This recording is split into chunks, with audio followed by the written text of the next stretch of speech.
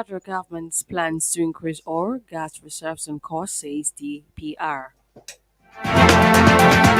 London foreign saying Taliban celebrates victory at last, United States, Tripoli's airport. South African warning over new COVID variant.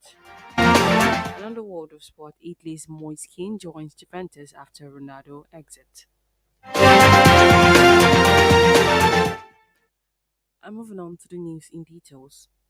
The Department of Petroleum Resources (DPR) says the federal government plans to increase the nation's oil and gas reserves on course and be hosted by strategic policies and programs.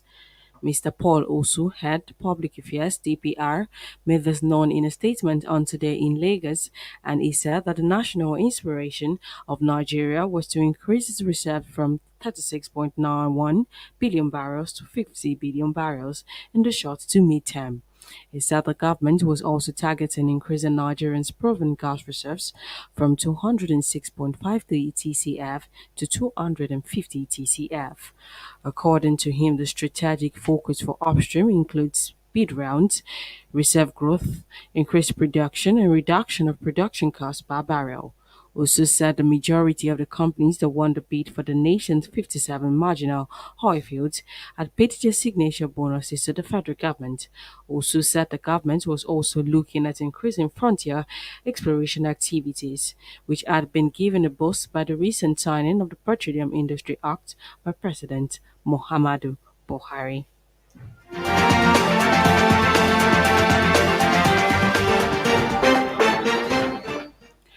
The Central Bank of Nigeria has directed all commercial banks to publish on their websites the names and bank verification numbers of customers who engage in fraudulent and unscrupulous practices to obtain foreign exchange from banks. In a circular issued today, the bank outlined the fraudulent practices to include the use of fake visas and cancellation of air tickets after purchase of personal travel allowance and business travel allowance. The bank said the new directive was given to curb the new unwholesome conduct of some unscrupulous customers who were trying to circumvent its new forex policy. The circular, which was addressed to all banks, was titled Publication of Names of Defaulters of a CBN Policy on Sale of Forex for PTA, BTA, and signed by the bank's director, Banking Supervision Department, Haruna Mustafa.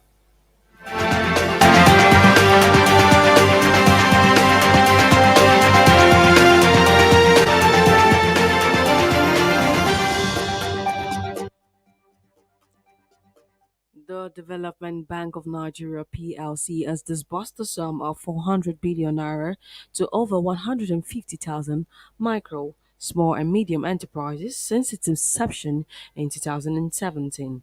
The managing director (MD) of the bank, Mr. Tony Okpanachi, disclosed this during the second annual lecture series of the bank, which aired virtually today. According to him, since commencing operation in 2017, we have disbursed over 400 billion naira in loans to over 150,000 MSMEs, out of which 57% are women-owned and 28% youth-owned businesses respectively, culminating in the creation of over 130,000 jobs. DBN, the MD said, was interested in MSMEs because of its belief in victims having small beginnings. And according to the International Council for Small Businesses, formal and informal MSMEs make up over 90% of all businesses, employing over 70% of the workforce and contributing to over 50% of GDP. Nigeria alone has over 41 million registered MSMEs.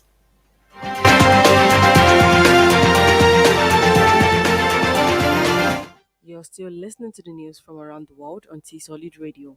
Still to come is the foreign and sport news. Do remember to download our app T Solid on Play Store. Log on to www.tsolid.tv. You can also follow us on our various social media platforms on our T Solid Radio TV.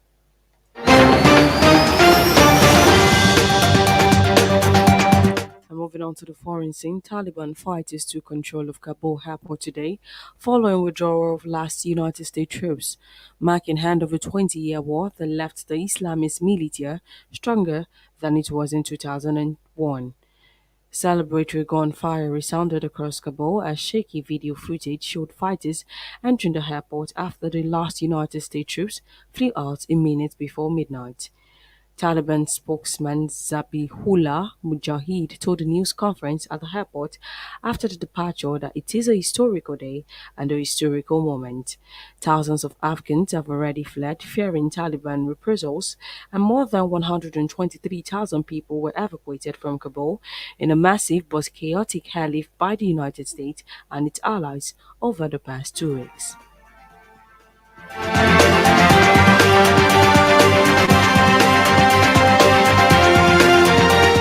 And South Korean MPs today passed a law banning Apple and Google from forcing app developers to use the tech giant's payment system, effectively declaring the lucrative App Store and Play Store monopolies illegal.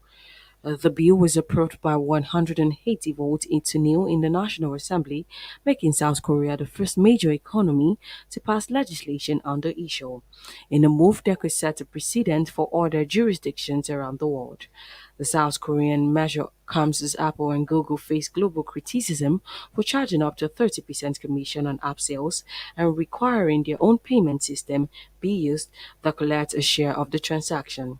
In South Korea, it is also planning to charge commission on all content payment from October, ending an exemption where commissions were only payable for online games.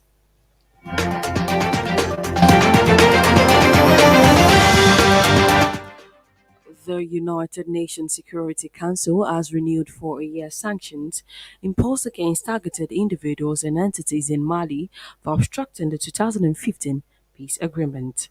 The sanctions include a year-long travel ban and an asset freeze to last until 31st August 2022. Meanwhile, they were supposed to be due to expire on today. Those targeted are accused of involvement in planning, implementing, or perpetrating acts that violate international humanitarian law, including attacks on medical or humanitarian personnel. Human rights violations and abuses have increased significantly this year, according to the United Nations peacekeeping mission in the country.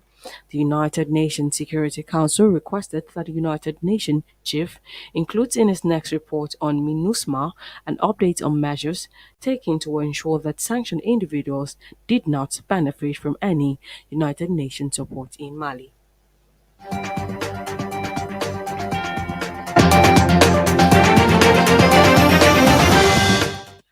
South African scientists have detected a new variant of COVID-19, which they say has the potential to be a variant of concern.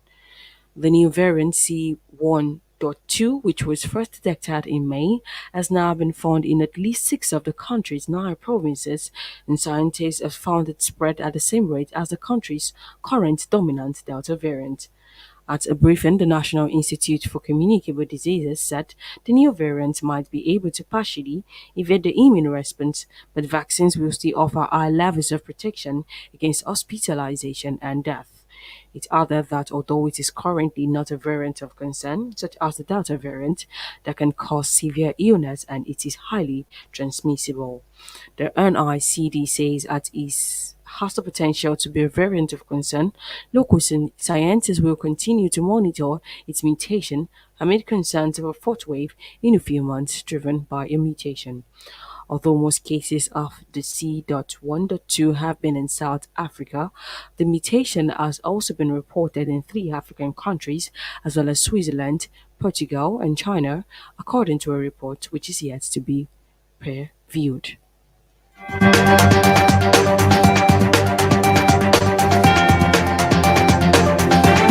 Another world of sport, Moise Kean will be the final piece of Juventus' post-Cristiano Ronaldo attack after the Italy forward completed his move from Everton today. Keane, age 21, returns to the club where he began his professional career as an academy graduate on a 2-year loan, which will then turn into a permanent sale for a reported fee of €20 million, subject to certain conditions being met. Juve sold Kane to Everton in the summer of 2019 after excelling in his breakthrough season in Serie A, but he failed to impress in England and last season was loaned to Paris Saint-Germain. He scored 17 times in 41 appearances for the star-studded French side, who lost their League One title to Lille and were knocked out of the Championship League by Manchester City.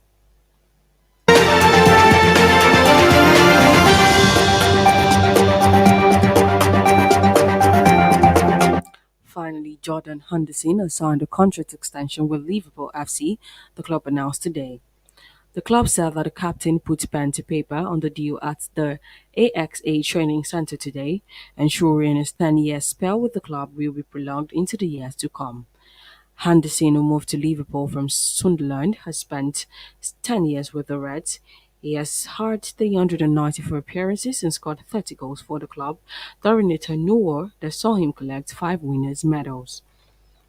The 31-year-old has helped the club win the League Cup, Premier League, Championship League, UEFA Super Cup, and FIFA Club World Cup.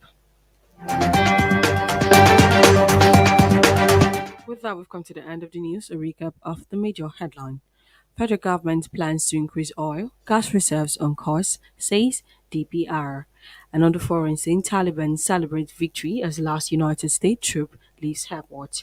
And on the world sport, Italy Moise King joins defenders after Ronaldo exit. Ensure to go by all precautionary measures to stay safe from COVID-19 as recommended by the World Health Organization and the Nigerian Center for Disease Control. To remember to download our app T-Solid on Play Store or log on to www.tsolid.tv. You can also follow us on our social media platforms and at T-Solid Radio TV. The news was compiled and edited by Olorin Ishola, Mary Omolafe. I am Joy Aki Olamigoki. Good afternoon and many thanks for listening.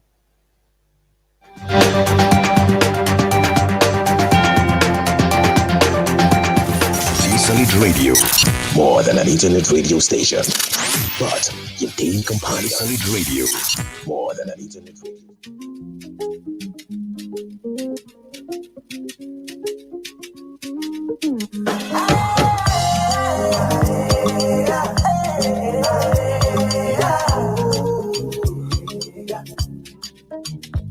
Me, I go live the best of my life. Me and my guys. They me, oh, yeah, me, oh.